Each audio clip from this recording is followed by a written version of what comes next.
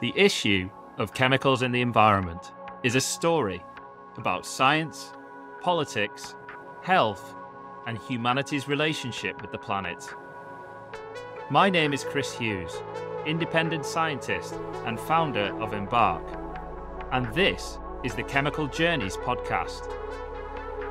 Join me as we uncover the story of chemicals in the environment through conversations with individuals working in this space. I hope to take you on a fascinating journey full of enlightening ideas, differing perspectives, and new understanding. So, let's get started.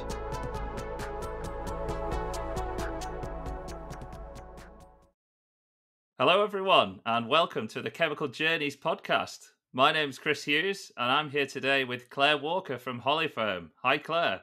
Hi, how are you? Yeah, really good, thanks. And you?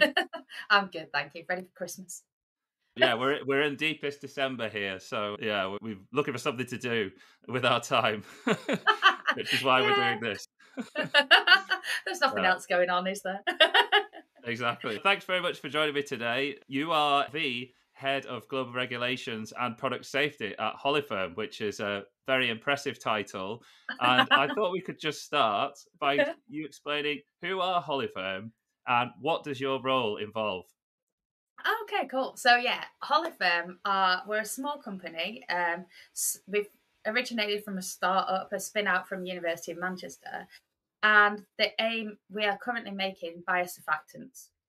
So the idea is through biofermentation, we will make surfactants to transition away from fossil-based ingredients. So, normally a lot of surfactants are fossil-derived. This is quite the switch to manufacturing it a different way and addressing all our sustainability issues as a world that we have. This is their contribution. So it's good fun. It won't just be biosurfactants, but that's what we're doing at the minute. So it's like a whole biotechnology business. So it's really cool. It's really exciting. It's different. No, that's really cool. Yeah, I mean, it's a new area, right? Isn't it? Biomaterials. I'm seeing a lot of change in the industry. And so just a quick question then about Holiferm. Yeah. Where does the name come from? Honestly, I don't know. No, that's fine. I just think it sounds a bit like holidays. The firm, obviously, fermentation, which is what we do, the biofermentation. But do you know what? I have never asked where the holly comes from. I feel now like I'll have to do that and find out. Yeah, we will get that out. And we'll get that out. Yeah, notes. Definitely. Yeah. Oh, that'd be really cool. Yeah, it was some genius. There'll be some meaning to it. Everything that they've done. So obviously, I only joined Holiferm last year, but it was started in 2018, and everything has always been done with purpose and mission. So there will be a story behind it. I just don't know it yet. No, that's fine. Don't worry. Yeah, so holidays. I think that originated from holy days. So maybe there's a religious element to this as well. Yeah, the holy grail to more sustainable chemical manufacture, fermentation. Yeah, that's it now. But I wonder if we started talking about Holiferm, maybe we can carry on. So you mentioned there you're working on biosurfactants. Could you tell us a bit more about the products that they're making, the processes involved, and the markets that you're selling into? Yeah, sure. So I mean, the biosurfactants, they're surfactants, so surface active agents that you get in. Surfactants are used in so many different applications. You've got use in personal care, home care, agriculture, paints and coatings. It's vast, and the applications are vast. Food and feed. The way we manufacture is we use renewable, bio-based starting raw materials that are fed in the same way that you make whiskey, etc. We use yeast. It's quite cool because you can source locally your starting raw materials, and so it's really cool. Yeah, so you're planning on serving a wide range of markets. It's established markets, yeah. Yeah, absolutely. So we've had product launches in home care, in personal care applications. So used in dishwash, laundry, hard surface cleaners. The possibilities are endless. And obviously, in terms of applications, if people find a use for it or want to trial it, which they do in all the different ones, then obviously we're happy to supply and help them. And then you've got to go through the regs side of it as well. Just to kind of understand it, chemically, these products are drop-in solutions, right? So they're either the same as, or they are Oh, no, intended sorry. to serve the same function. Yeah, they have the same function, but ours are Mm, novel molecules. mm, Obviously, we do a lot of comparisons between existing surfactants and our lipids in terms of efficacy, etc. We know we've done all the safety work, mildness, they're very mild when it comes to skin mhm, and eyes. It's not a drop-in replacement, but it is mm. a replacement with hopefully a lot more added benefits like reduced carbon footprints due to the bio-based and locally sourced raw materials we start with and our manufacturing process. So yeah.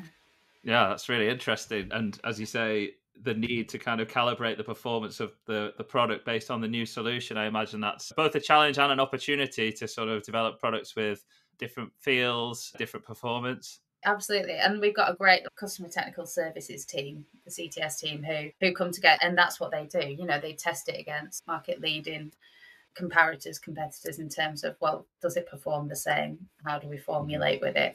Customers want it to be easy, Mm. not difficult. And that's what they're there to show, that actually it is. You know, it's not difficult to put a new molecule in or a hard surface thing. That's great. So, in terms of the nature of the origin of these materials, you mentioned that they're called sophorolipids. Yeah. So, in terms of their composition and their overall performance and hazard profile, is there something about the nature of their origin that you can talk about? It's something totally Yeah. different. It's a whole new molecule. You know, so they can be found in nature. You Yes. know, it's not just in a factory, etc. But yeah, no, that they are totally different structurally. In Yeah. terms of safety, obviously, with all new molecules, we go through all the safety work, all the tox testing, etc. So, in that sense, they tend to have a lower irritation to eyes, which surfactants commonly can be quite irritating to eyes. Mm. Lower irritancy potential for eye contact and skin contact as well. And when you, especially when you look at in use levels, they're very much, they're very much milder than other market current surfactants used in the market. So that's always positive, and it's That's always a step in the interesting. right direction. So yeah, they Yeah. seem to have a different profile. Seem to have a better environmental profile as well. Yeah. Obviously. No, I mean, it does make sense. I guess, although safety scientists, we often hit back against the assumption that natural is Oh yeah, better, right? yeah. I was about to say exactly the same thing. You know, just because it's found in nature, it doesn't make it safe at all. You know, we all know that. You know, but just in terms of the molecule, they are new and novel. Apart from the fact Mm, that they've been found in nature, but it's only recent. I mean, there've been information published about them for years, but it's mm, only now that they're starting to come to market in a more commercial capacity. mhm. So, but yeah, no, nature is not always best. I imagine that you're dealing with a lot of substances with complex composition. Yeah, so these, because when you work with biofermentation, you get, your starting raw materials have, a spread, if you like. They've got a variable composition. Then you throw in yeast and certain conditions, and you get UVCBs out, so variable composition substances out. But you can still quantify that. It's always, you refine your process, and so you can be very, yes, there's some variance, but it's always in like certain parameters and spec. Well, we have to do that for each anyway. We have to say, oh, Yes. we have to give parameters which will be within. And so yeah, it does make some of the, it does present some problems when it comes to testing, sometimes testing materials. Yes. So it can make it quite challenging to Yes. try and understand. Yes, and Is UVCBs, we'll define the acronym yes. of a substance of unknown and variable composition, complex reaction products, and I guess you're in the biological materials bit. It makes it challenging for Mm, some endpoints, yeah. which are listed as we must have them. under regulations. So Absolutely. yeah, it Yeah, makes it fun though. well, yeah, we've talked before about Mm. working with complex substances. I've done a fair amount of work on that myself, and yeah, they are extremely challenging to work with. But we still have the regulations to comply with, right?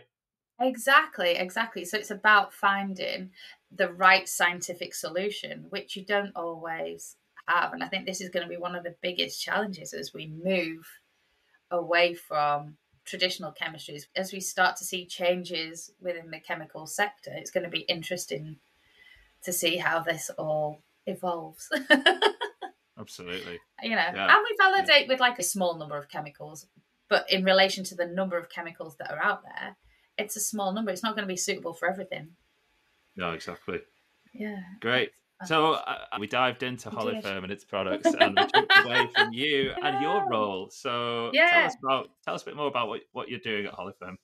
So at the minute, I am looking after regs and product safety. And so my day involves pretty much anything and everything from SDS authoring to answering customer questions, completing registrations for chemical regs around the world, running tox studies, and then also doing stuff like trade association work. So trying to keep to influence and to lobby where we need to. So it's so wide and so varied, but I love it. It keeps it interesting, though, doesn't it? It keeps Well, it that's it. Yeah, interesting.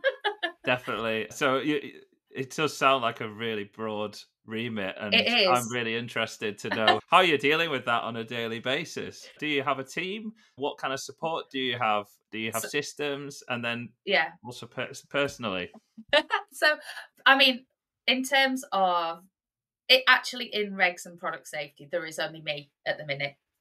In terms of do I have support? Always. The people are great. They're always there. If you need information, everybody's willing to help. Everyone's so lovely. So always support in that sense.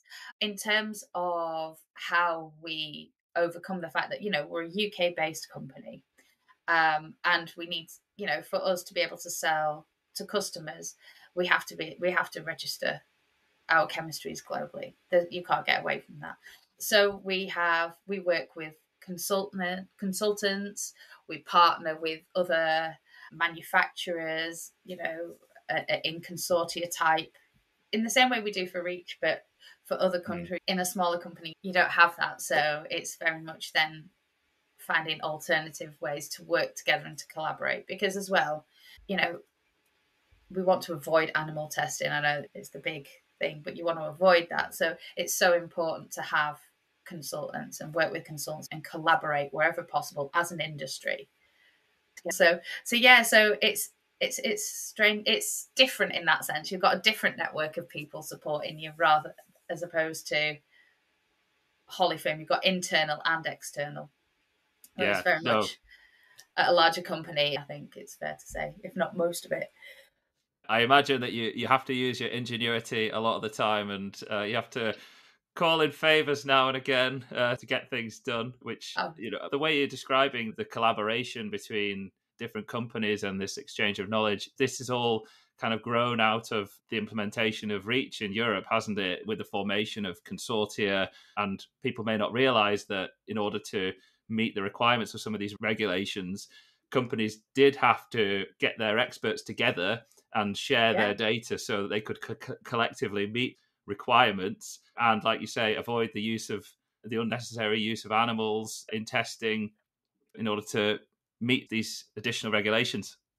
absolutely. And I think it's even more critical when we're looking at the new technologies as well, because we're navigating, we want biosurfactants to take off because we see it as a step in the right direction. We all know we've got issues with climate change. We've got to take action and reduce, for example, our carbon footprint if we're really going to stop a catastrophe. So it's important, therefore, that with new technology, we continue to work together, not just in Reach, but outside of that as well. Yeah, And if we're going to really make a difference, we do it together. But I think you can apply that to all different aspects of life and change and things that we have to do. But yeah, better together, I think. I think we do have Reach to thank for a lot of the kind of that's been built to enable this knowledge to flow freely in a non-anti-competitive way between organisations. It's been fascinating to see over the last 15, 20 years how that situation has developed. If you think back, I've been in regs like 20 odd years now, and you think back, and before Reach, there was none of that. You just all went off and did your own thing. Yeah, exactly. So, I mean, I don't go into as much detail as you'd like with this, but I'm really interested to hear more about your background and the path that's taken you to where you are today. It's really, I think it's probably fair to say everybody stumbles into regs one way or another. It's not, I mean, it's not something I knew existed when so I'm a biologist, I did biology at uni, and it's not something I even knew existed.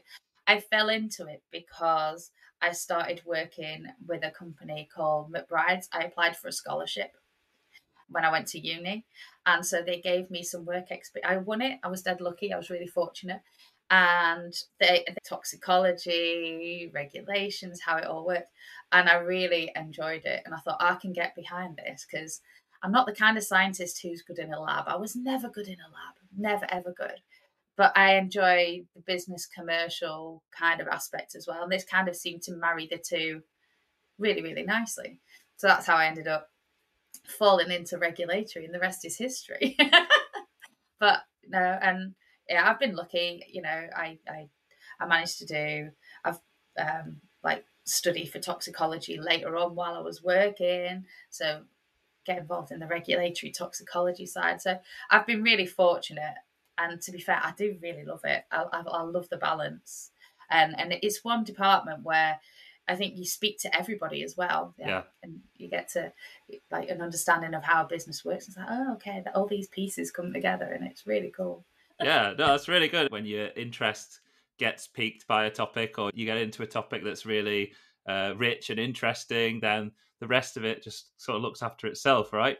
Yeah, absolutely. And the thing is, I always think like there's always this thing, isn't there? Like, maybe less so now, but like as I was going up, like, or you find the one, and you spend the rest of your life with that one, and this, that, and the other, and all this emphasis. It's like I spend more time with the people I work with doing that job than I do with my other half. So it's like, but then there's not the level of importance always put on doing what you love, if you know what I mean. And I was lucky I found something that I love, and that the 8 hours a day, I enjoy my 8 hours a day rather than dreading going in somewhere. So yeah, it's really cool.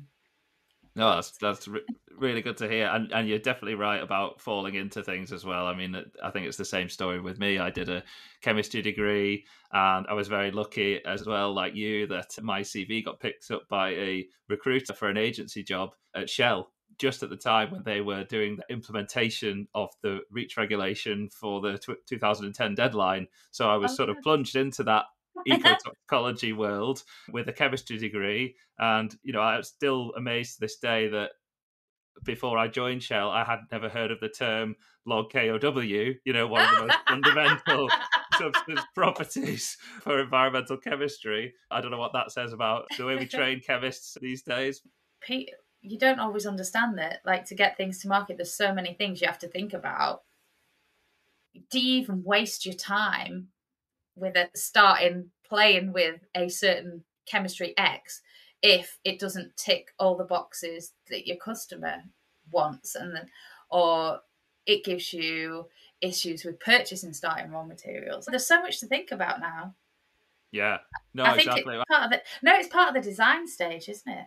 I don't want to be too disparaging for my university education, because they did have a environmental chemistry module. I think I was mainly focusing more on inorganic in that module, and there were modules on law in chemistry as well, where I think some of these regulations were coming in. Since then, I believe things have moved on significantly, and there are PhD programs in the UK where you can learn about what's going on in the policy space, and people are talking up the need to have more of a dialogue or more of a interface between science and policy. So hopefully things are moving in the right Yeah, direction there. But then you've got other things. It's a market, isn't it? yeah, And it's about absolutely. how to attract students. And I don't know if you heard recently that various universities are closing their chemistry departments. I think Hull was the Yeah, most recent one. holes, which is really sad. It's Yeah, really I bad. know. There's been quite a lot Yeah. of upset on that on Mhm. social media, I've seen. Yeah. So yeah, it's a strange time, I think, for the UK as well, because we're trying to sort of develop our science, but then you see things like this happening, which are a bit concerning. Yeah, and it's where's it going to go? Because we think about where we want to be as like you talk about policies and what are the policies that are coming out, and like the bio-based economy, and UK is going to be a leader in that. But as you say, that then how does that marry with education in terms of, I guess, what we teach, but where you're going to teach it if you've got nowhere? It's a very good point. It's a Yeah, really, really good point. It's very different. And like you say, regulations are included to a certain extent, but the landscape's changing so quickly. How can you know, prep people? And yeah. it's that, yeah, I don't know. It's really, really exciting stroke scary times, maybe.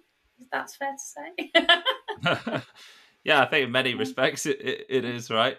So you did work for quite a large chemical company Mhm. before joining Holiferm. So you've talked a little bit about some of the differences. Are there any other things that you'd want to highlight? I know others who have made the move from some of these very large corporations into some of these startups that are really starting to emerge now. Any more reflections around that? Um, yeah, I guess for me, I was you know being it being in a big corporation has lots of benefits, and it's just it's the kind of you've got a lot of challenges from a regulation and product safety. They're the same in a small company. We very rarely are exempt from things. We might have an extra 6 months to comply, but you've still got to comply. The challenges there from a regulatory what you have to do are the same. What I like about the SME space is it's fast paced, like it's very fast paced. You're not dealing with 3,500 plus employees. We've got just over 50. So, getting things done, it's very different and a lot quicker, and it's so much fun. Yeah. And it feels like things move a lot quicker, a Hmm. lot faster, which keeps it exciting. It keeps it fresh.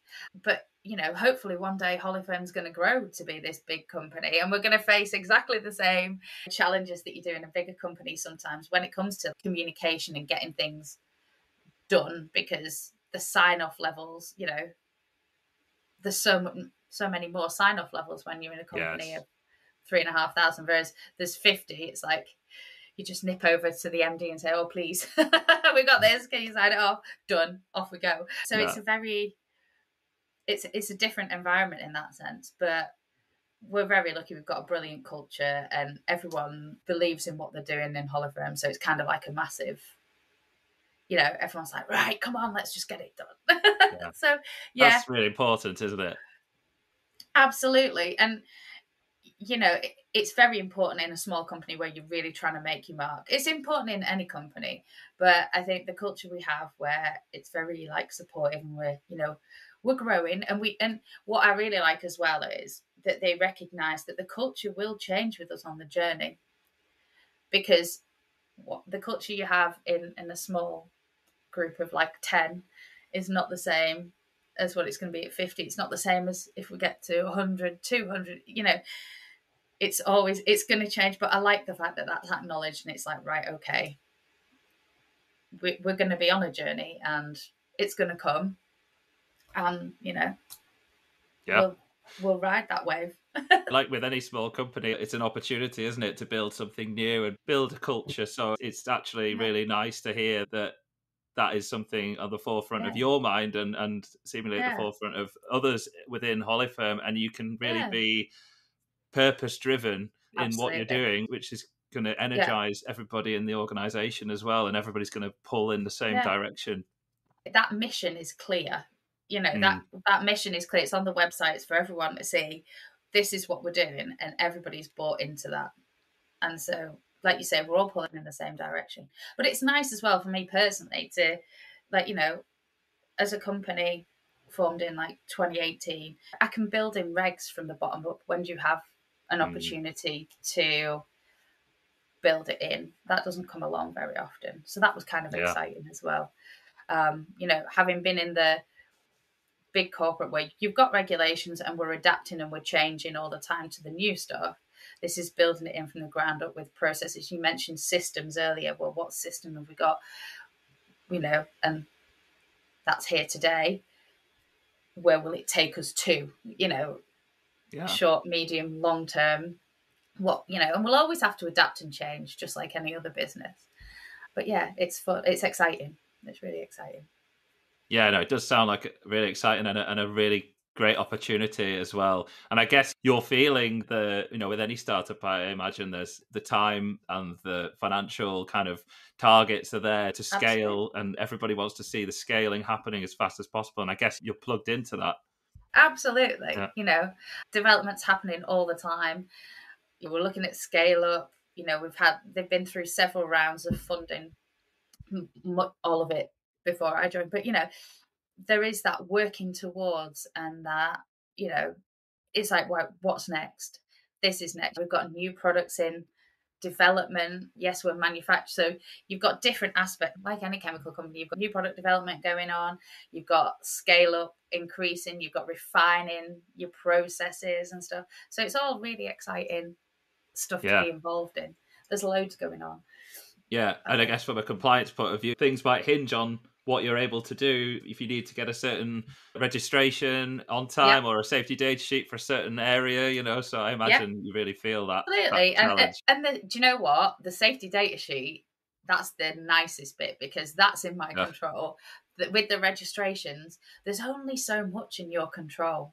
Yeah. And that's what's the hardest bit, because you want to deliver on time and it's like, oh yeah, well, I expect it. It should take this amount of time and we should expect to hear something, in. But actually, the regulators aren't working to your time scale. Yeah. And they're really not.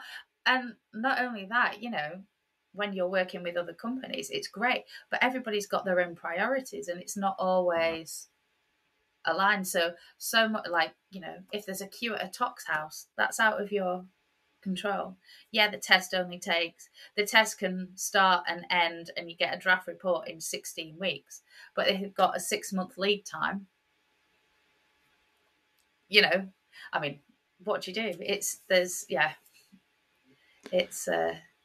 So yeah, I like the SDS bit. And the pressure to get regs done, absolutely. Without it, we can't sell. We're making strides, which feels really good.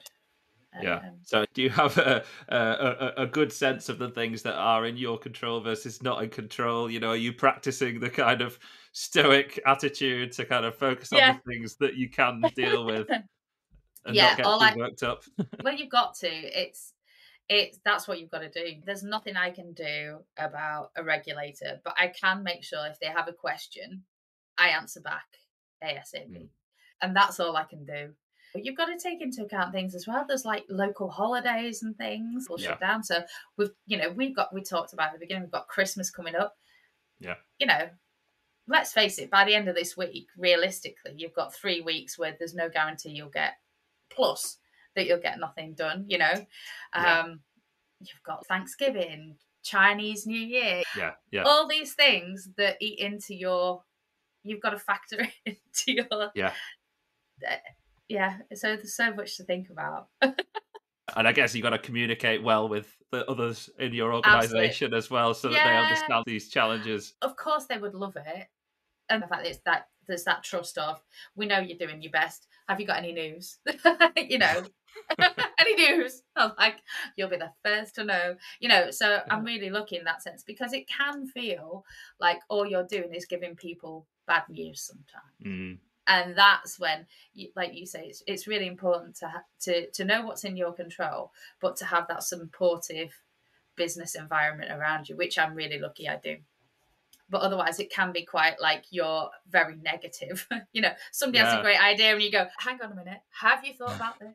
And it's like, I remember, I don't know if you remember years ago, the old advert about Del Monte orange juice, and the man from Del Monte always said yes. When a few companies ago, one of my first companies where I worked, it used to be the girl from product safety. She always says no. And it's like, I don't want to be that person. But they would say it. I was like, I don't want to be that person. And I'm not trying to say no because I'm like miserable or I think what you're doing is rubbish. It's not that. It's that raising awareness of things that might stop you in your tracks or get you into trouble or, or delay your launch or, they're like, let's do X and we're going to launch it by Y. And it's like, you can do X, but it'll never launch by Y. It's a longer term project than that, and it's nobody wants to be that miserable, like not miserable person, but like the party pooper, I guess. Yeah. Well, the opposite approach is you overpromise and underdeliver, and you become a people pleaser, and then, like you say, the organisation gets into real trouble because its plans are all over the place and things like that. So it sounds like you've got the good approach down. We've got. No, we really do. We really do have a good and supportive approach, and everyone's lovely and just like, oh, update, and it's like, you heard anything? Oh no, but so I'm really lucky in that sense. But I can see how it can be. It can be different for different people. Yeah, I think I could see how your good sense of humour really helped with this as well. Well, you've got to be able to laugh, otherwise sometimes we'll probably cry. No, but it's hard. Like, you've done it yourself. You've had to, like, Reach was great, but then we had to learn about like CEF agreements and things like that, and all of a sudden you have to be able to read contracts, and things like that. And you're like, always adding things to your bow, so you're like, oh good lord, and then I never, until Reach, probably never had an appreciation for how much toing and froing there can be about certain sentences, and how long it can take to agree one little sentence. It's unreal. And it's how it's crazy. Those are things you often get bogged down in large organizations as well. It's sort of, there's no time for. I definitely learned that when I got into consultancy. All of a sudden, all the luxuries that you never knew you had to pontificate over the phrasing of a certain sentence, completely went out the window because the clock was ticking, and it's a different you were losing money. Yeah, exactly. It's a different ball game. But equally, sometimes you're like, we really do have to think about this one sentence, because what does it actually mean? It's crazy. Yeah. Well, and of course, when you're into legal documents and compliance challenges, it's a totally different ball game, isn't it? You want to know you've got the right wording in those documents. It's got to be right. It's got to be right. It's fun. Definitely. Great. So let's move on slightly into the world of toxicology, because I know that we've talked already about your passion for toxicology. So can you start us off by just telling me, what is mammalian toxicology and why is it important for chemical products? So I love the description of toxicology as the science of poisons. So it's like looking for a safe level of use. At what point is something going to cause you harm? And it's looking at the hazards associated with the chemistry, looking at how we're exposed to it, how we use it, and saying, well, is there any risk to the consumer? And the answer is always no, otherwise it wouldn't be on the market. We wouldn't put things on the market. That for me is what it's all about, is making sure things are safe and they can be used safely. People can have confidence that when they're washing their hands and doing dishwashing and stuff like that, the chances are that's been safety assessed. There is no danger. Yes, some people will have a reaction to things. Sadly, we all do. We're all individuals. But you've made that effort to make sure that everything's safe. I think that's how I describe it in very broad strokes. Yeah, no, that's great. So how do we go about sort of determining that safety, using toxicology? You mentioned looking at the hazards. So what's involved there? So, I mean, obviously, we have to do a lot of testing for different endpoints, and our focus is always on non-animal testing, so in vitro methods, so cell-based assays, etc. You know, one of the in vitro ones that's been around for years is the like the episkin, where you've got 3D skin, human skin, those using all those in vitro test methodologies to then determine that each endpoint's safe. So thinking about how people are going to be exposed to it. So there's two aspects, I guess, isn't there? There's the toxicology to show that it's safe in how it's going to be used. Skin irritation is important. Let's have a look and make sure they're not going to have an allergic reaction. So doing those kind of in vitro tests is really important.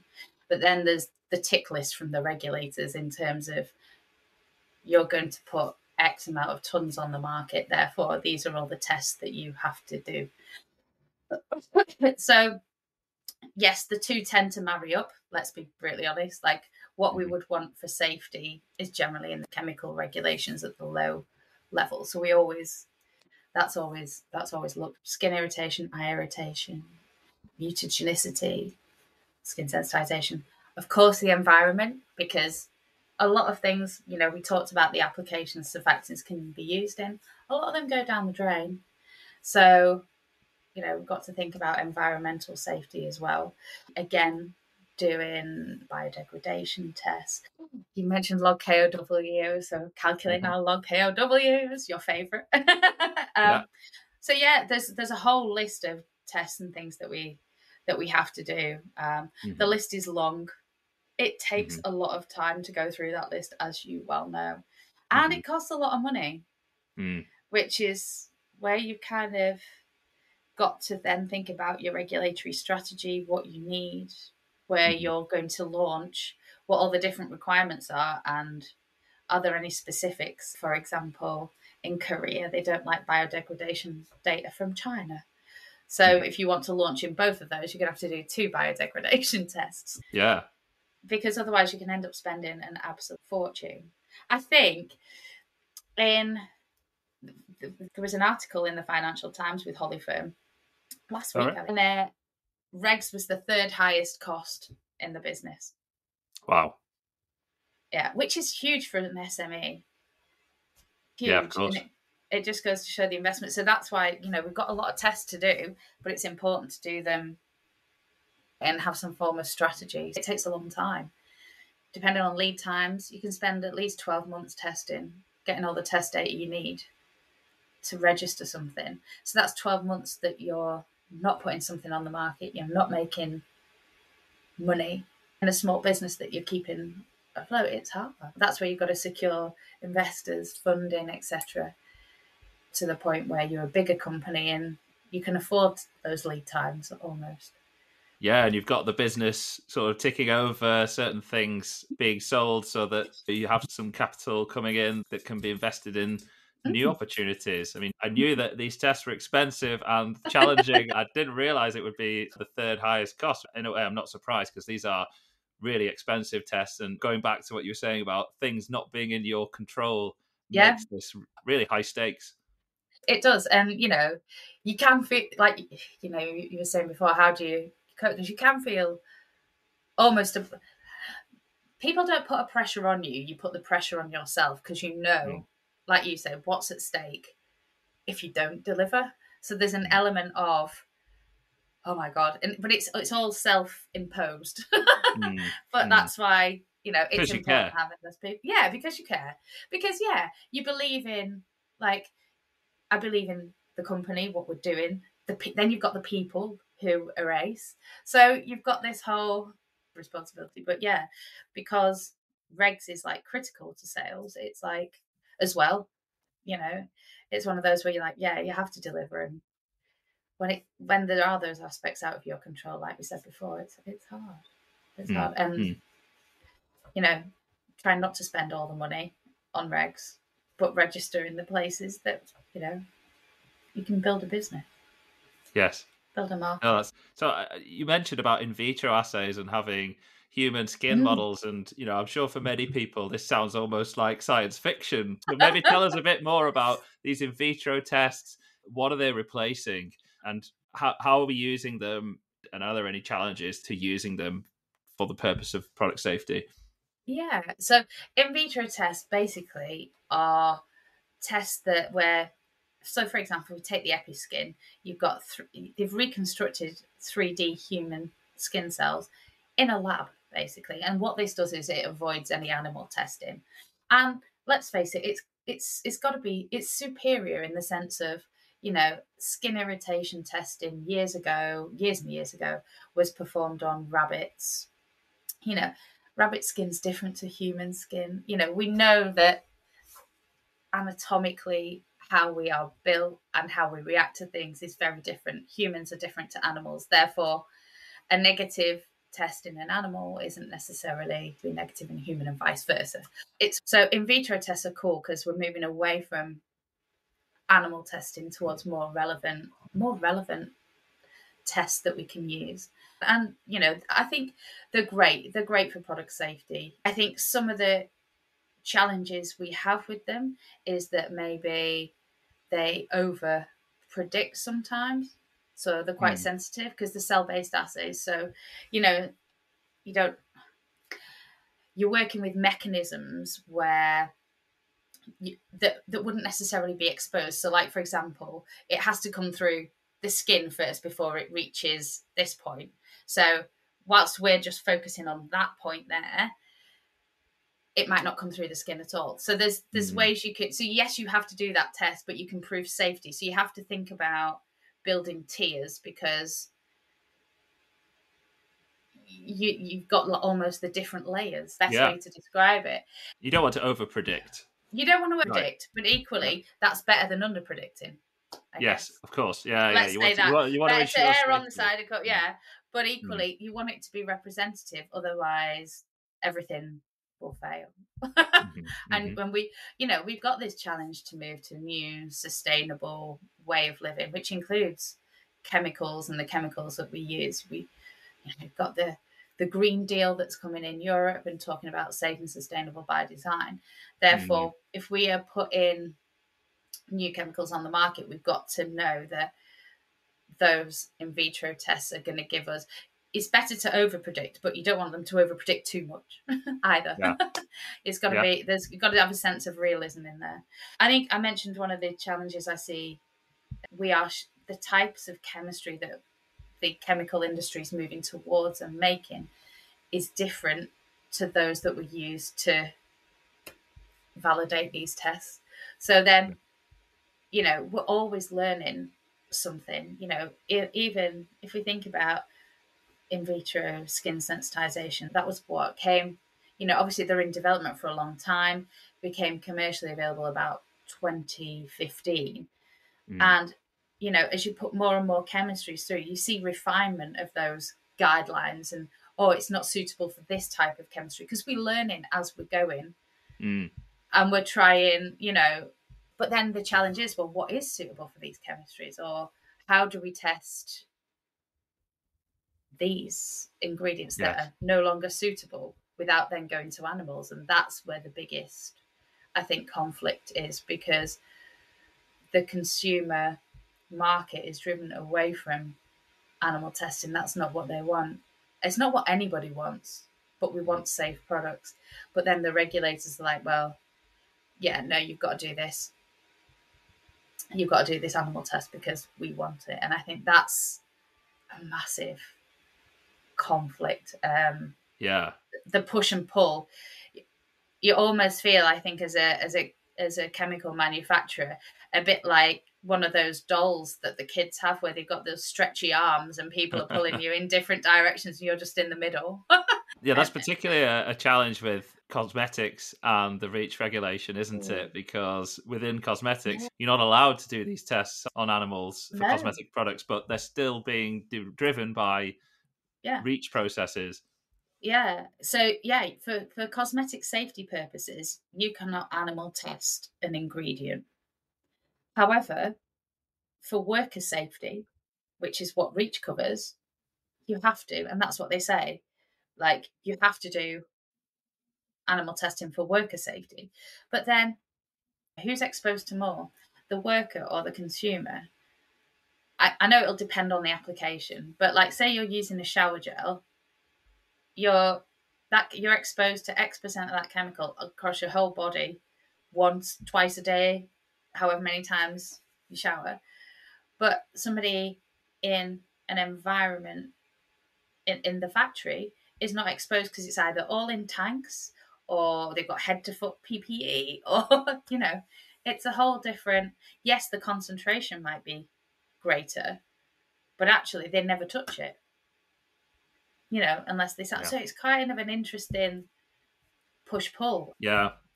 It's a problem. I think you mentioned earlier about exposure and how we consider exposure in determining whether certain chemicals are going to pose a risk of causing Yeah. harm. But there's a sort of a shift in EU regulatory practices to look more towards the hazard and emphasize Yeah. the hazard. And I guess this is an area where there is a conflict in that, it doesn't Yeah. make a lot of sense to do things in No. this way. If we come back to, like, everything's a poison, it's all about the dose, isn't it? That's what they say. Like, look, if we don't drink enough water, we get ill, potentially die.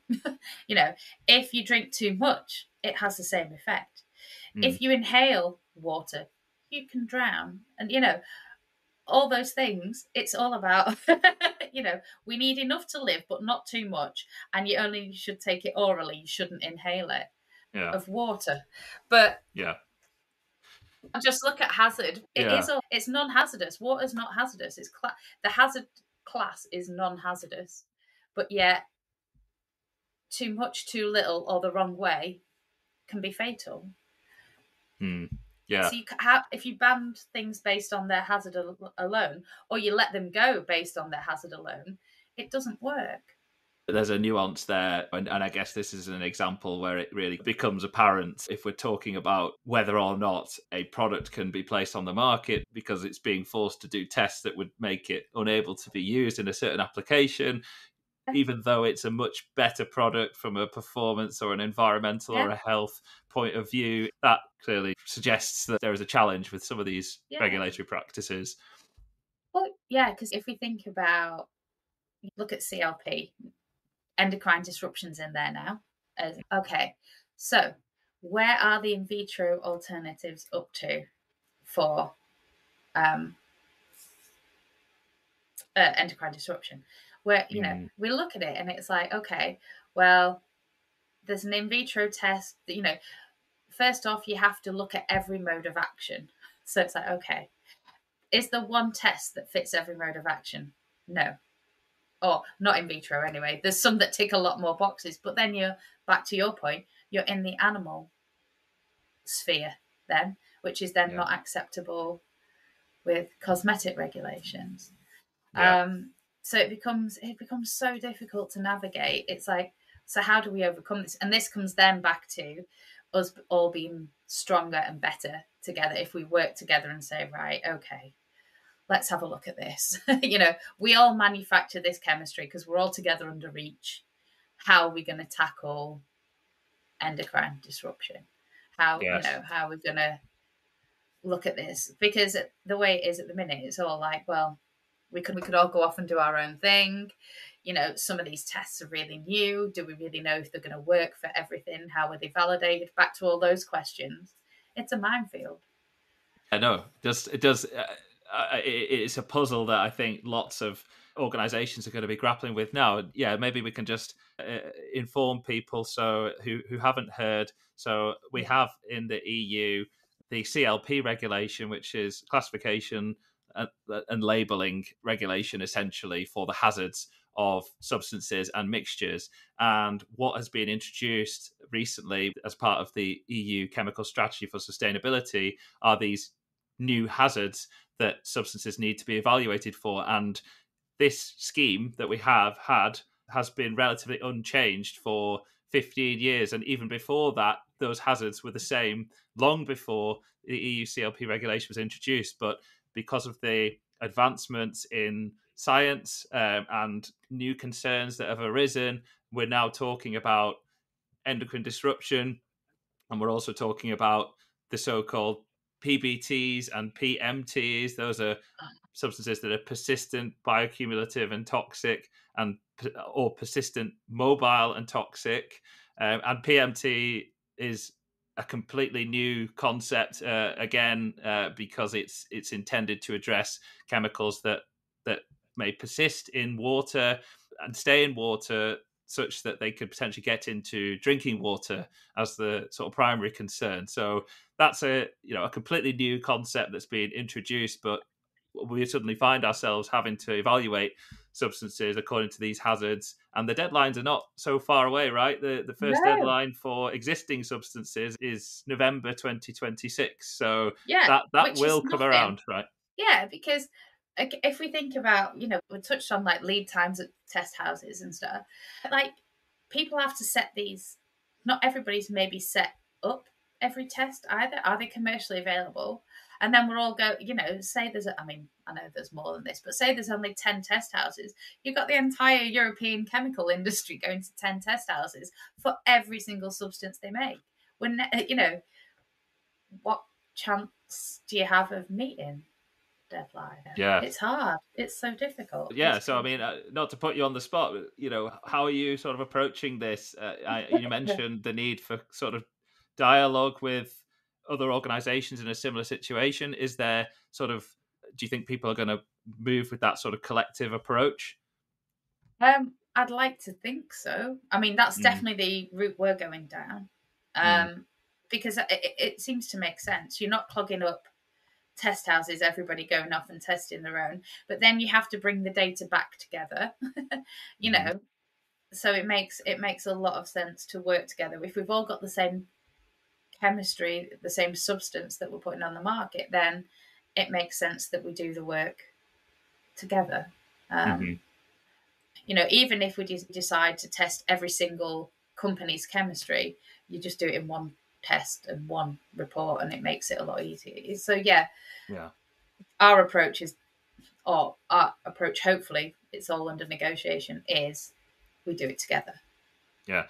And then that also gives you the opportunity not only to pool resources in terms of expertise, but also come up with perhaps a more sensible approach to generating the data that's needed to do the classification. So if you have 10 substances that are structurally related, then there's a means Yeah, to test a limited number of those and then use the data to support other the whole substances. family. Yeah, absolutely. That's Yeah. exactly the idea. Use read across and generate data on the family and the critical endpoints within that family. It's always got to be the most sensible option on all routes, and especially when you talk about really higher tier testing, where you've still got demands for animal testing. Yes. It's got to be that way. It's got to be that way. Yeah. We've got to find solutions Mm. outside Yeah. of what we're doing. I've been hearing as well that there's been challenges with read across getting regulatory acceptance and the amount of effort that needs to go into trying to justify a read across. I mean, is there anything you can comment to some of those challenges? Absolutely. So, I mean, I've had less issues in my current role, but yeah, Mm, previously, absolutely. You can have the most robust read across data set and it's constantly challenged. And it's like, yeah, just do the test. And it's like, really don't want to do the test. And there's that pushback constantly. But it almost just feels like I don't understand why. And nobody mm, can necessarily tell me why, if that mm, makes sense. But I think, in all honesty, those relationships are getting a lot better. If we think back to 2010, mm, very difficult times, now it's a lot more open conversation. But it's that, just because the conversation is open doesn't mean it's easy to get the read across through. yes. Um, it's still a Y- constant learning and constant dialogue on both sides, both for us as industry and the regulators, in the sense of we're both learning about each other and how we work. Yes. That's constantly evolving. To me, it seems like a matter of taking responsibility in that it's easier for a regulator to give the kind of computer says no answer, because that's the safer option, because they're taking a risk by deviating from a standard protocol. Absolutely. Yeah, where it might make a lot of sense, or it could be argued. No, absolutely. And yeah, I can see that, because who wants to get into trouble? Nobody wants Yeah, to be the person who has somebody come back and go, oh my God, this happened. Nobody wants to be you caused coronavirus, or you caused this. Nobody wants that kind of feeling. So I get the need to say, well, I'm just going to err on the side of caution here.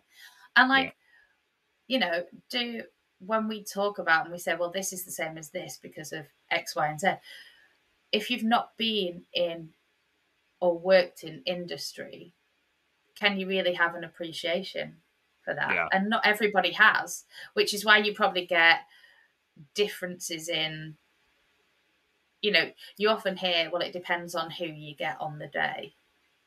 yeah. But is that just down to people's experience, their life experience? I don't know. You know, Yeah, I think, well, I see that there's efforts more and more to kind of streamline and standardize regulatory processes, which is good in some way because it's fairer. But then yeah, in other ways, it can be problematic because it closes off opportunities to use common sense in certain situations that can't be foreseen. absolutely, I also see this as evidence of a difference between theory and what's practical in the real world, because a yeah, lot of the time, we'll think up what is a good way to structure this regulatory guidance such that we will be precautionary and will ensure we're protective. And if you're not careful, you're going to end up with something that is completely unworkable in the real yeah, world. So there's a need to ensure that there is that sort of reality check in terms of what's being developed. And I think the way that you get that is through having conversations, having that line of dialogue between yeah, industry, the regulators, and other stakeholders as well. And I agree with you. I think in the last couple of years, at least, there's been a real step change in the openness of different groups to have dialogue, because I think people yeah, realized that things were getting a little bit sort of polarized, and we were yeah. not making good progress because of the fact that we were all kind of working in silos. Yeah, no, absolutely. And it is that thing of, sometimes you need to look at the blueprint. It doesn't mean you have to touch everything. So you're coming up with a new piece of regulation. Well, what else does it touch? And as long as you know, well, actually, it touches that, but that doesn't matter. It's not going to impact. Oh gosh, I've done this, and I've not thought. It's the unintended consequences, isn't it? Of, Yeah. and you need to have that helicopter view. And I think policymakers feel a lot of pressure to act. I'm going to be a bit controversial here, but I do think, social media, like, everyone has opinions, which is a great thing. I'm not saying that, I'm not, but it's Hmm. like they're not always based on fact or science, and it puts pressure on policymakers to act because things gather momentum so quickly. Topics gather momentum, and there's a pressure to act, and so they have to do something. So they do it, but they've not been afforded that time to stop and review and think about it and have those dialogues and say, okay, so what are we really targeting? I think a good example Yes. is microplastic legislation in the EU. I think that's a Mm. great example of where policymakers were really forced to act because, and again, I'm not saying that it's wrong. Plastic pollution's awful, and of course we should do something about it. But what we didn't regulate is say to people, put stuff in the bin. How often do you drive around and there's like fast food cartons thrown in? It's like, why don't people just put them in a bin? Like, I know it sounds awful, but that's the kind of, we've not tackled that contributing factor, which is not all of Mm. it, but huge.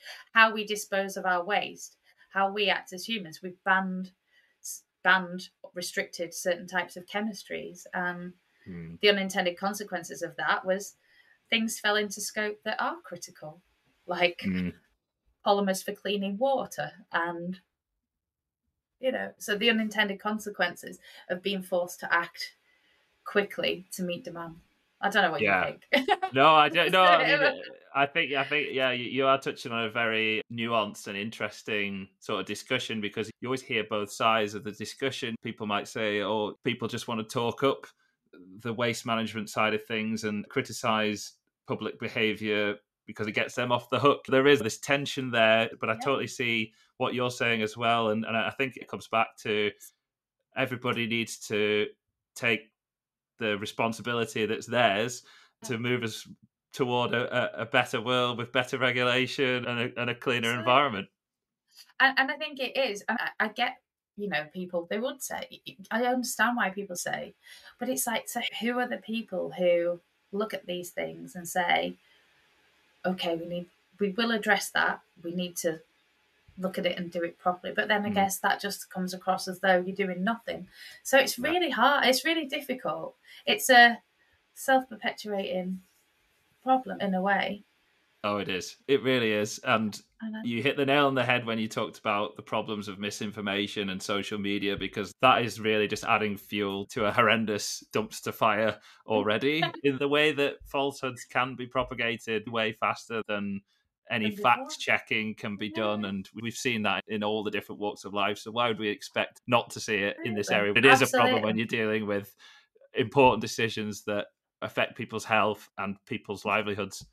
Yeah, absolutely. And we've all got a responsibility to do it right. Mm, And, you know, it's not taking that away. We absolutely have to. It's these unintended consequences. You said before about moving towards banning things based on hazard.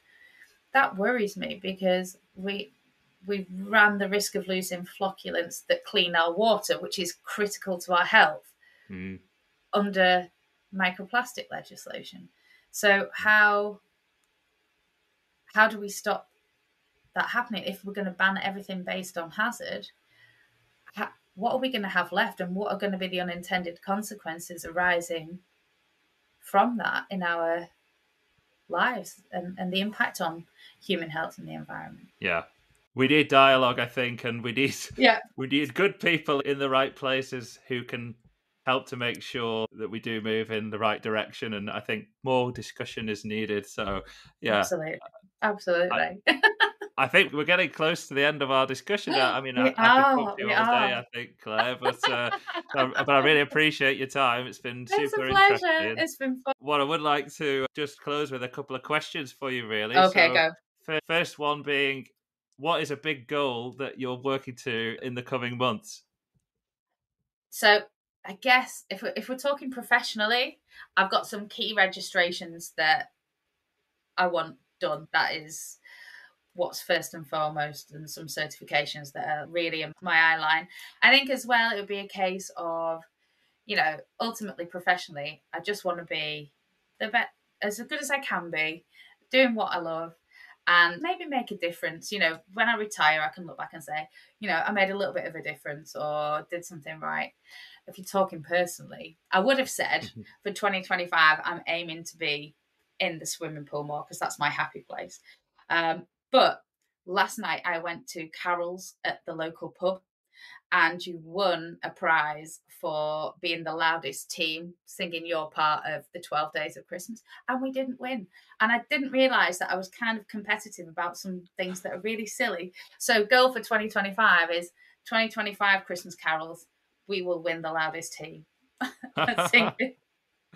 Very good. That's it. I know. It's really sad. I didn't realise quite how competitive I can be. How much it It hurts. How much it hurts to think did. you thought you had it in It the did. bag. Absolutely, especially because I'm not exactly known for being quiet. Yeah, Even yeah, though I don't do it intentionally. Yeah, I was yeah. like, no. Do you still have to be in tune? Oh, I don't think I'd be in tune even if it was quiet. So I'm going with no. Yeah. some some semblance of, like, terraces kind of singing is Yeah. what's required, I think. That Awesome. level of tune. Yeah. And the final thing is, if you had one piece of advice to give to somebody starting out in their career today, what would that be? Do something you love. definitely do. So you're a long time in work. Do something that you're passionate about and that interests you, and that you're going to be happy, spending 8 hours a day, and do it with people that you love as well. That's important. Like, you spend a lot of time, we said before, you spend a lot of time with your colleagues. So definitely that would be Yeah, my that's great, Claire. Claire, it's been absolutely awesome talking to you today. Thank you Oh, so thank much. you. And I want to thank everybody who's listened in. Your time is really precious, so I'm so grateful that you've spent it with us. If you've enjoyed this podcast, please like it, comment it, subscribe to it, and spread the word about the Chemical Journeys podcast. We've got more conversations like this to come, so I look forward to speaking to you again. All right, thanks a lot. Thanks, Claire. Thanks. Bye. Bye-bye.